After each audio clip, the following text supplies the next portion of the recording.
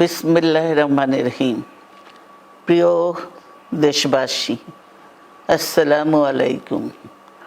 রক্তস্নাত July August 1 বছর পর আমাদের মাঝে ফিরে এসেছে।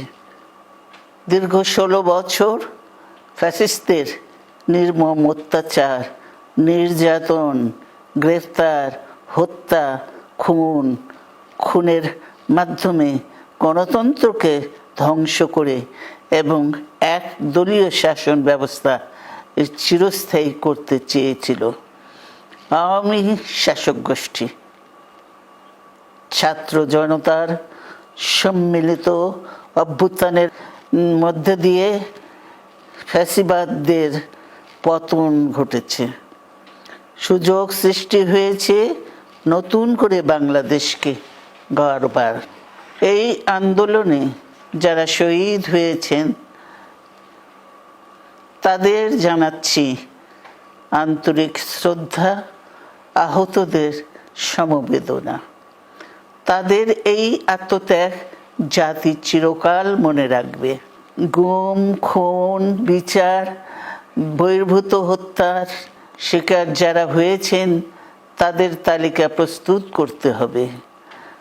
দ্রুত বিচারের ব্যবস্থা ও রাষ্ট্রীয় স্বীকৃতি নিশ্চিত করতে হবে।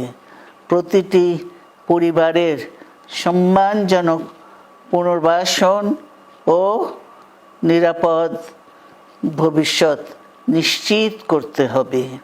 প্রিয় দেশবাসী,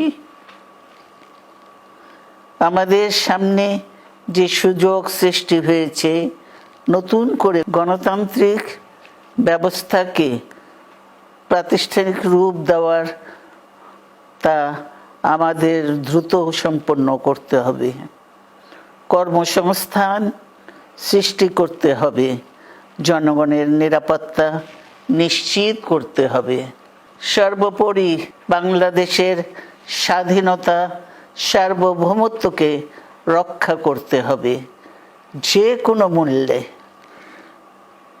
বীরের এই রক্তস্রোত, মায়ের অশ্রুধারা যেন বৃথা না যায় তা নিশ্চিত করতে হবে। ঐক্য বজায় রাখতে হবে। আসুন আমরা সবাই মিলে শহীদ জিয়ার স্বপ্নকে বাস্তবায়িত করি কোটি মানুষের নতুন বাংলাদেশের নির্মাণের স্বপ্নকে। আল্লাহ হাফেজ। বাংলাদেশ জিন্দাবাদ।